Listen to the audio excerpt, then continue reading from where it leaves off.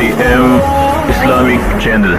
Subscribe for more videos. बिस्मिल्लाह वस्सलातु वस्सलामु अला रसूलिल्लाह। सवाल ये है कि क्या मियाँ और बीवी जब आपस में दोनों रात को मिलते हैं और जिमा करते हैं तो क्या ऐसी सूरत में वो गुस्ल किए बगैर जो है वो रात को सो सकते हैं। तो इस सिलसिले में सऊदी अरब के बहुत बड़े मुफ्ती थे शेख इब्न बाज रहमहुल्लाह, जब उनसे इस चीज़ के मुतालिक सवाल किया गया तो उन्होंने कहा कि ऐसा करना मकरूह है। मकरूह से मुराद यहाँ कोई मकरूह तहरीमी नहीं है कि हराम है, ऐसा यानी एक नापसंदीदा चीज़ है, ऐसा नहीं करना चाहिए।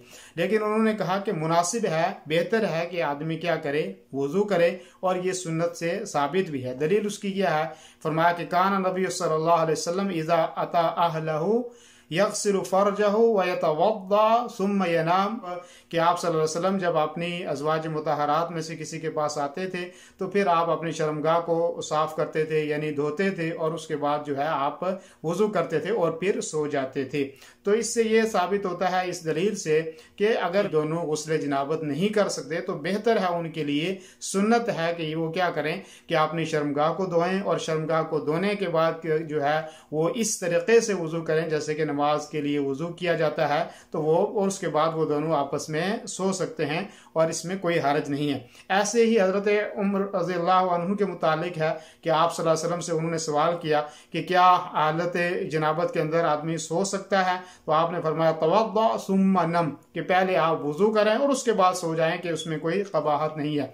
ऐसे ही जो है एक और रिवायत है जिसमें अल्लाह के नबी सल्लल्लाहु अलैहि वसल्लम से पूछा गया कि आयनाम अहदुना व हुवा जुनुबुन, कि हम में से क्या कोई आदमी सो सकता है इस हाल में कि वो हालत जनाबत में है, यानी गुस्ल उसके ऊपर फर्द है, तो ऐसी सूरत में क्या वो सो सकता है या नहीं। तो अल्लाह के नबी सल्लल्लाहु अलैहि वसल्लम ने फरमाया कि इज़ा तवद्दा, कि जब वो वज़ू करता है तो वज़ू करने के बाद वो सो सकता है।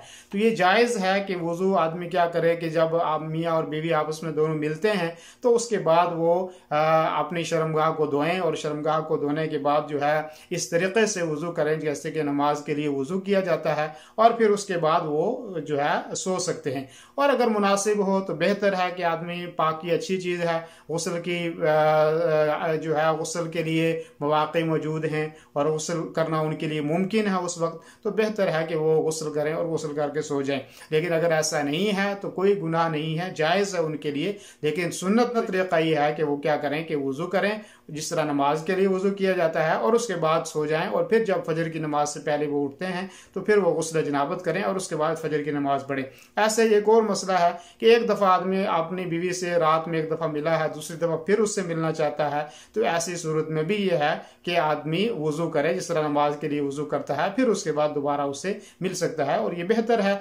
और शरीयत में जो नबी करीम सल्लल्लाहु अलैहि वसल्लम ने जो तालीमात दी हैं उसके अंदर ज़रूरी है कि कोई ना कोई हिकमत जो है वो होगी, और उस हिकमत के पेश नज़र अल्लाह के नबी सल्लल्लाहु अलैहि वसल्लम ने हमें ये फरमान जारी किया है। तो बेहतर है कि हम इस चीज़ का जो है वो ख्याल रखें। और अगर आप मुझे जो है मेरे यूट्यूब चैनल IM इस्लामिक पर देख रहे हैं तो आप ज़रूर इस चैनल को सब्सक्राइब करें और अपने साथियों के साथ, दोस्तों के साथ भी शेयर करें। अगर आपका कोई सवाल है तो आप ज़रूर जो है वो कमेंट के अंदर लिखें ताकि आपके सवाल का जवाब दिया जा सके। जज़ाकुमुल्लाह खैर व सल्लल्लाहु वसल्लम अला नबीना मुहम्मद व अला आलिहि व सहबिहि अजमईन। वस्सलामु अलैकुम व रहमतुल्लाहि व बरकातुहू।